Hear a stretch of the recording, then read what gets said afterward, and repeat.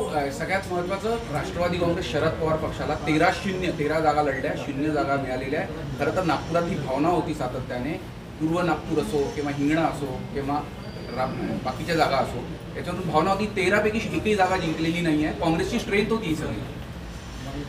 नाही झालं, ते जागा वाटप संपला, त्यावर अधिक भाष्य करण्याची गरज नाही। त्यावर आता पुन्हा मागे जाण्याची काय गरज आहे, निकाल पुढे आहे। आणि हे सगळं जरी काही झालं असतं तरी काही फार याच्यात बदल होईल। ज्यांची अपेक्षाच नव्हती अशी माणसं निवडून आली, ज्यांना अपेक्षा नव्हती आम्ही जिंकू ती पण माणसं निवडून आली।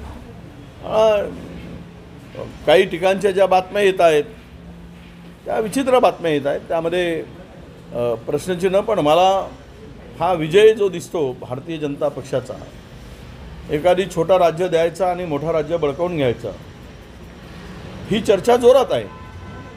तेलंगणा द्यायचा आणि मध्य प्रदेश आणि राजस्थान घेऊन घ्यायचा, इकडे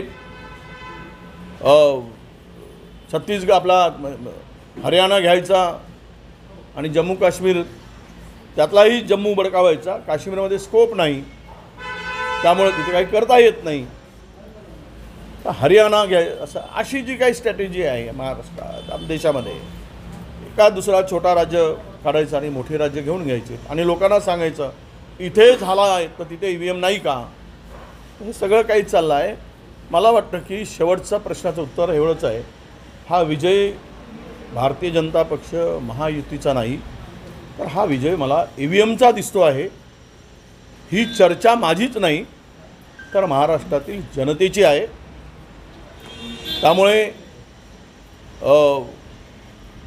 कोण किती काही दावा केला तरी विजय EVMचा आहे। यांनी आपल्या गळ्यात माळ घालण्यापेक्षा EVMच्या मशीनच्या गळ्यात माळ घालून विजयोत्सव साजरा करावा असं जनतेचं मत आहे।